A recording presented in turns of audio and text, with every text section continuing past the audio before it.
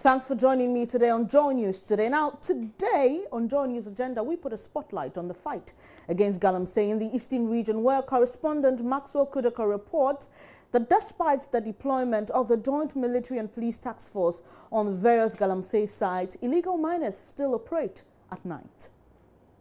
In the Eastern region, the fight has not been entirely successful. Ironically, some of the unlicensed miners find ways to sneak excavators to the bush at night. They cause devastation to the land whilst everyone is asleep and watch the sun for gold during the day. These guys are sophisticated, armed to the teeth, very wild than a wounded lion. Eric Appel works at a small-scale mining company in Akotia. He is presently roaming on the street unemployed. He thinks government can't entirely stop galamsey in the country. Small scale miners, you know, because I could be any member, just a new man, as is a idea, mine and not yet. Intimate to us, because you see, and one is different near. Idi Adama is a licensed small-scale miner with concessions in Eastern and Ashanti region. He tells me many illegal miners are still working after the ban on small-scale and illegal mining. Yeah, one last snap, and see in Janto, a dim last year. But when I said, I mean, transfer young put the in any part, I see a kind of a big yajuma. Almost so many only to make a beer as so many yajuma. So, you won't be going to many fear or more years, Jumano. Say the can say abandon and say, you don't say what situation, abandon my embassy in this way, dim, abandon muscle. Them not so as abandon Babon thing. You would be your dear echo. It was a yabby. Joy News painstaking investigations reveal that many miners in the Eastern region are back to work, but are doing so secretly at night. It is risky going closer, especially if you are not known to them. Informants are dotted all over the roads leading to the mine site. The presence of any alien in town is communicated to the workers at site. They either face you squarely or go into hiding. Here at Achim Apraman, almost all the hamlets are mining secretly. It was risky, but we had this on camera. This man is also a miner at Akotia. He also confirmed that illegal mining is ongoing in some parts of the country. So what I say, small scale mining and your friend self when you need so what I say. But still a be a juma. Be a juma because of meaning your friend saying Osino area Hormosa now Muya Juma. And so no abano among Kahohe. The young area half one of the Tinchina you say Yen Juma say documents then. How many documents be a Idi Adama has a reservation. Because I'm doing a band fire and the Tia Galamsey, Lances man, and I just Ukra Lances. Now, a non politician, I'll be Argentine when I will try and with him. Magazine, Kralansi in Janto. I lost some of my inspiring day to home. I just say about baby film, maybe a Kralansi be a Bonibia. Once he got to the Americans, my best say, you may breeze, it's scared, you may bring a to me, and not the family. It's for 6 months when you are job, I don't know, but when we talk to be. Even though the river is dirty, it is better than some months ago, the hate period of galamsey. Officials at the Ghana Water Company Limited says the turbidity level of the water is reducing. Head of operations for Ghana Water Company Limited in the Eastern region, Mr. Martin, tells me the turbidity level of the Brim River in Chebi has dropped from over 8,000 to between 1,000 and sometimes 800 over the past weeks. But this miner disagreed.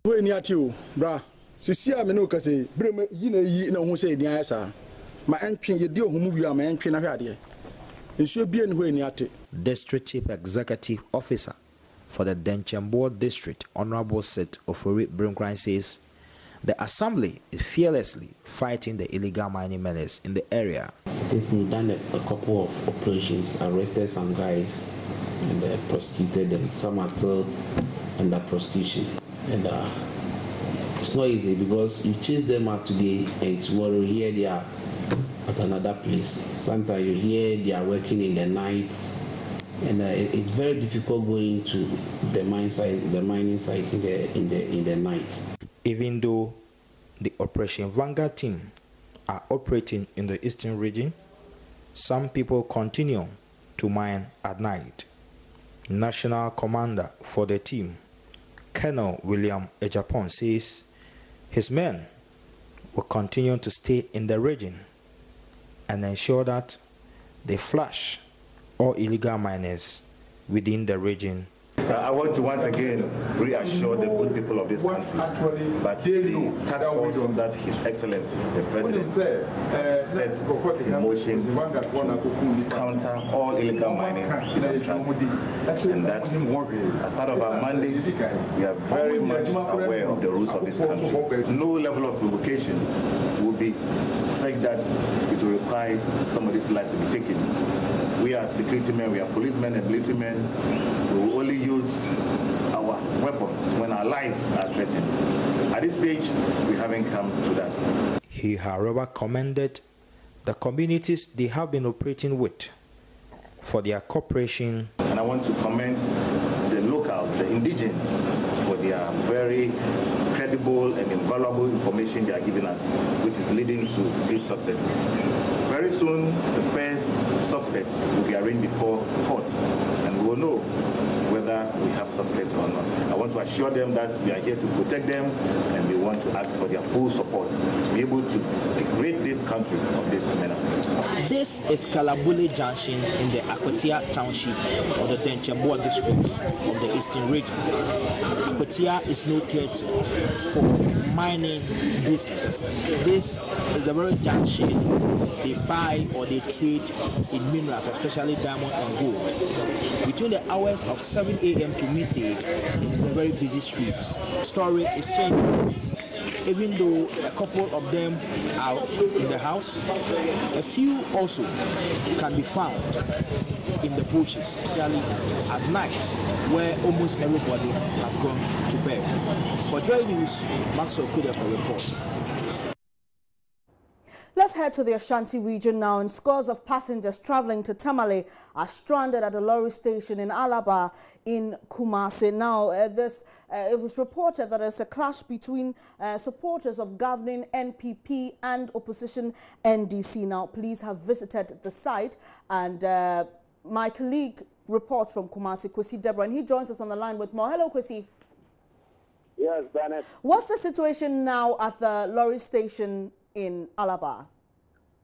Yes, the situation is very calm now. The police arrived here around 3:30 in the morning. They had, according to the PRO, that is ASP Julian Obin, they had intelligence that there's about to be a fracas over there. So they came over to restore calm. Now, we arrived there and spoke with some of the factions, and one of the factions whom I spoke with, and he supposedly belongs to the opposition NDC, and he said that they brought a Kia Grand there to take passengers to Tamale when they were suddenly stopped by the other group, also perceived to be the NPP, and subsequently the passengers were ushered into Hyderabad, and the fracas began. Bennett. All right, so what can you tell us about the stranded passengers now? Now, everything is calm. The passengers are still stranded. I spoke with some who told me that they are not going to go again. They are going back to their various houses. So passengers are stranded now. Police are still there, trying to maintain calm. The other faction, as I said, the NPP, they are quiet and bitter. They are bitter a bit, but police are there too. They are there to restore calm. Finally, Kwesi, before you go, what was the nature of this confusion, and were there any reported injuries or casualties? Can you come again? I'm asking what the nature of the confusion was. Do we have any reported casualties or injuries? No, we heard of machete wounds, but those were speculations. It's not been confirmed by the police or the hospital any whatsoever. Those were speculations of machete wounds, or some also try to strangle others also. So those are speculations, as I'm saying. I cannot really confirm them. They are speculations. And earlier this year, Kwesi, we know there was some confusion on the same parcel of land. What has the police been telling you in terms of their progress in identifying who the rightful owner or managers of this property are? Well, we spoke with, yes, ASP Julian Obin, and we tried to bring in the issue of factions. And he said the oblivious of anything that we're talking about as to there are factions. They said, yes, the earlier event, they were there to restore calm also, and they were able to bring everything down. But as to whether we have two factions or some factions are involved, they have no idea whatsoever. All right. Thank you very much, Kwesi Deborah, coming to us from the Ashanti region capital, Kumasi. Now, earlier we spoke with one of the officials of the GPRTU at the Tamale station in Alabar. We had the alert that they had to sack us from this place, and then we had the report to Zongo police station. Then the crime officer came here and assured us that nothing will happen. So we were here waiting to see who is coming to stop us from work. Then around 11 to 12 a.m., then the police crime officer told us that we should move. He can control everything. Then we moved. 2 to 3 a.m., these people came in and then took over the station. These people, whom are you referring to? Okay, they are, the union are two. We are the GPRTU of TUC, and then they are the cooperatives. So they are working at that side, I mean the cooperatives, and we are working here. But on that day, they declared to us that they are MPP members. So because of they are members of MPP, their party is in power, we should stop work. You're talking about the union, right? Talking about the union. So we know that they are the union of cooperatives, and we know that we are the union of GPRTU. But on that day, they declared to us that they are working under MPP, not the cooperatives. But we are working under GPRTU of TUC. So that's why they were sacking us here. And then crowd officer says that they perceive you to be members of the NDC. Oh, yeah. Are you not a member of the NDC? Frankly, I'm a member of NDC, but I'm not working here because of NDC. NDC members did not push me to be working here. I'm working here before we have the voting. And I can assure you that I never take 1,000 nor 20 cities, nothing from MPP nor NDC head office, nor member of NDC people dash me something like this. Never, ever. You see, I'm working to have my success. And I know that I have to sweat before I make it. I can't sit down so that he'll come and give me money. So in March, after the clashes, the KMA took over. But we're hearing that there was a near... None of the stations were working here again. Then they said that they had to call us down so that we negotiate together. Then they sort out the issue. We went and sat down. Then they started working on the streets. And we know that we are in law country, not in lawless country. So we thought that they will call them to stop them not to work. Then we are waiting, they are not calling them. Then they push the car back to their scale and they block the place where we are working. They said that if we venture here, they'll kill us.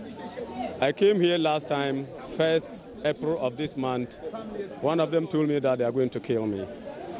But I did not launch any complaint because it has no use. If you go and complain, they will do nothing. And then in their office, when you get there, they have the MPP posters hanging on that, on that place.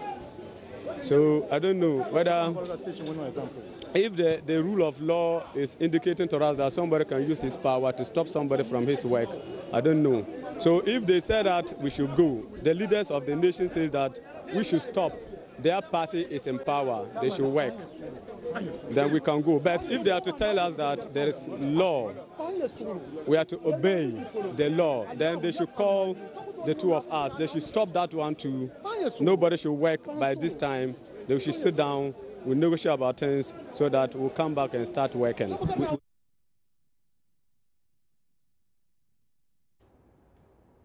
This is news today on Joy News. Still to come in the bulletin, 9 people have been arrested in Takrady Amanfo for open defecation. And now Government against implementing a rushed policy. We'll be bringing you more.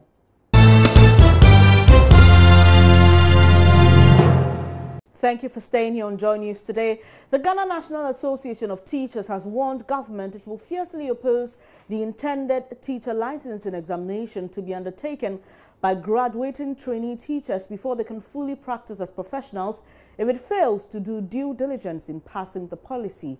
Responding to a notice served by the Ghana Education Service yesterday on the matter, the Vice President of NAGRAT, Ento Kabonu, warned government if it rushes in enforcing the teacher licensing exam, it should expect nothing less than a crushed policy at the end of the day. Mr. Kabonu gave the warning at a press briefing this morning in Accra. The question of whether NAGRAT accepts the policy of teacher licensing and registration becomes irrelevant since the association is law-abiding. For the sake of clarity, however, let me state that NAGRAT is neither resisting licensing and registration of teachers nor questioning the mandate of the National Teaching Council to do so. The above notwithstanding, we have issues with the procedure for the implementation of the policy and the subsequent repercussion thereof. NAGRAT has concerns over the payment of non-refundable processing fee for the licensure exam. How was that figure arrived at? How can the National Teaching Council veto the payment of such money? We see this as a move to extort money from poor teachers as budgetary support for undisclosed intentions. According to the prescription of the National Teaching Council, the license indicates the level of education at which each teacher teaches. This is wrong.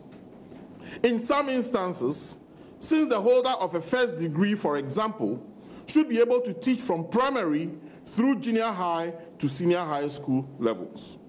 We find that restriction to teach at a single level cumbersome, unworkable, and unnecessary. We in NAGRAT strongly advocate for more stakeholder consultation on the implementation of the policy.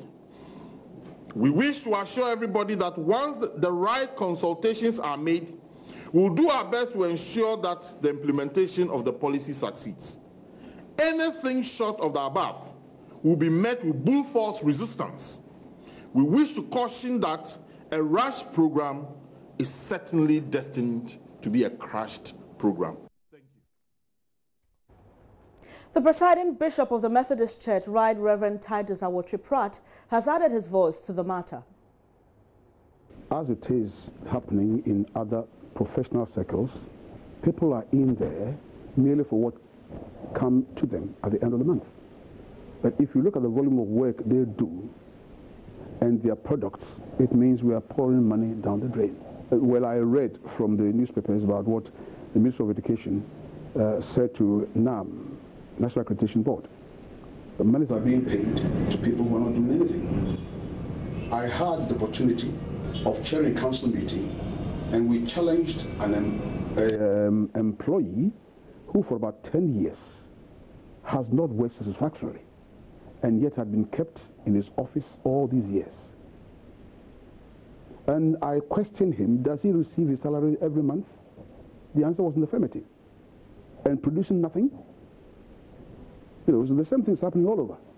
So if the teachers are going to be re-examined and licensed, it just something like signing a guarantee. If you perform well, then you teach. But there should also be periodic assessment of the teacher's performance. It used to be the case some time ago. We had school inspectors who went around the schools to inspect the teachers. I remember I was a teacher myself, and they would come to our school and inspect our teaching notes. They would sit in the classroom and observe how you performed, how you taught. They had time with the pupils, ask them questions about their teacher. It isn't happening. So people go in because of the monthly salary, not to work the way they are supposed to be working. I'm in for any measure that will straighten our workforce up from the mind to the heart, to the entire being, to be responsible and merit the monthly salary. Meanwhile, a group calling itself All Teachers Alliance Ghana ATAG says it supports the policy despite the loopholes needing further consideration. In a statement signed by its national chairman Isaac Ofori, the group indicated licensing of teachers in order to protect and sanitize the profession is not misplaced. ATAG therefore urges all teachers to remain calm as deliberations are carried out to make the initiative a benchmark for quality education. Still on education, the Ghana National Association of Private Schools, NAPS, has called on the government to cede 20% of the budgetary allocation of education to private schools in the country. President of the association, Eric Appiah, noted private senior high schools work in tandem with public schools, adding that if one of them is not performing well, it will affect the education sector in the country. He appealed to the government to include senior high schools, private senior high schools, in its free senior high school policy. Mr. Eric Appiah made the appeal at the 6th National Delegates Conference of the Ghana National Association of Private Schools in WA. Upper West correspondent Rafiq Salam reports. The three-day National Delegates Conference of the Ghana National Association of Private Schools was held on the theme, the environmental factors influencing education, the way forward for private schools. President of the Ghana National Association of Private Schools, Eric Appiah, commended government for making steps to implementing the free senior high school policy in September. He, however, was not happy that private senior high schools in the country were left out in the program. Ghana National Association of Private Schools is never against free SHS. What we are saying is that we are talking about private-public partnership. We must be given a quota. We must be involved. When they draw education budget, at least 20% can go to private schools so that we all collaborate and help. If private schools are doing well in education, if a government sector is doing well in education, then at the end of the day, it is Ghana which is winning. Okay, it's unfortunate some people perceive us as profiteers. We are only there for profit. It's not true. If you take the government schools, the government SHS and the basic school, it is government who provide infrastructure. It is government who pay the teachers. Now, if we do not charge a little bit, how do we get infrastructure? We, as Ghana National Association of Private Schools, we are in support of the free SHS program. It's not a bad one. We should be included. Mr. Appiah also expressed concern on the use of education by politicians to woo global voters to their fold. Education must be handled by educationists and not politicians. It is the duty of government to provide education to Ghanaians. What the private schools we are doing is that we are playing a complementary role because government alone cannot provide education. Education started as a private school. If you look at the castle schools, if you look at the castle schools, the mission schools, they all started private. What we are saying is that politicians should stay clearly away from education. We don't want politicians to use education as promises to get votes. We do not want that one. It is your duty as a politician. Away from education, the Customs Division of the Ghana Revenue Authority, GRA, has given owners of uncustomed vehicles and motorbikes a month's ultimatum to pay the duties involved in them or risk paying a penalty for them. The moratorium, which started on Wednesday, is expected to end in on September 15, 2017. Upper West Region's Deputy Sector Commander and Chief Revenue Officer of the GRA, Emmanuel Kwesi Dapoy, stated that no financial penalty will be imposed during the one-month period. He gave the warning at a tax education workshop held in WA. The purpose of the tax education workshop organized for stakeholders is to enable the Customs Division of the Ghana Revenue Authority, GRA, to identify the weaknesses and shortcomings in the service so as to take the necessary remedial measures to optimize revenue performance. The Customs Division of GRA in the Upper West region has a revenue target of 4.25 million Ghana cedis to collect for the year ending 2017. This figure is, however, an increase of 84% of the 2016 target of 2.31 million Ghana cedis. Upper West Deputy Sector Commander of the GRA, Emmanuel Kwesi Dapoy, described the tax as enormous and that requires the cooperation of all stakeholders. He appealed to stakeholders to keep accurate and up-to-date records of all their transactions and inform the GRA in writing of any change in their business.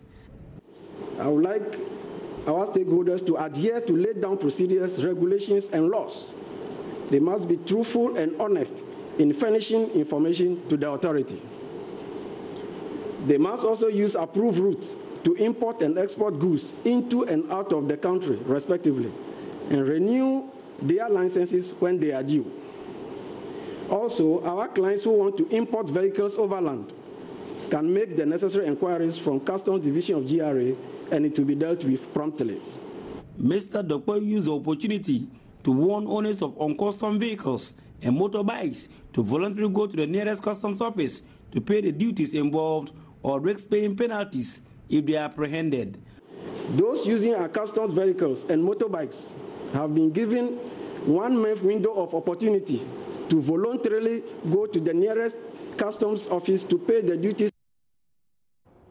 9 people have been arrested in Takrade Amanfo for open defecation. They are currently at the Takrade Market Circle Central Police Station and will be processed for court. They were expected to have been processed for court this morning. Amanfo is a popular slum in Takrade. Now, let's get onto the phone lines and get some details on this. Hello, hi. Hello. And you are the PRO for the 2nd Takrade Metropolitan Assembly. Mr. Lache, first, describe this community to us, Amanfo. Well, good afternoon. The arrest did not take place only at Amanfo, and we also did have some arrests around where we call the ECG GSTS Road. We call that place type ANC. So we did some arrests at these areas and also on the Parkland Boulevard, which also at, around Amanfo. So these are the 2 areas that we did arrest. All right, but how serious is this problem of open defecation in these parts of Takrade or the Takrade metropolis? Well, it is serious. It used to be serious. The Assembly some years back took some actions and we got down, but it has been observed that the practice has started increasing within the metro. As a result, the Assembly decided to embark on this exercise to get people arrested. So that resulted in this morning's arrest. But is it the first time any arrests have been made for this offense? No, as I indicated earlier on, I mean, it's something that the Assembly have been fighting over the years. But the practice did reduce in terms of numbers. But in recent times, we realized that, people have started. So that's the reason why the Assembly has started this. Thank you very much for your time. This morning, Francis Lecha speaks for the Metropolitan Assembly in Takrade.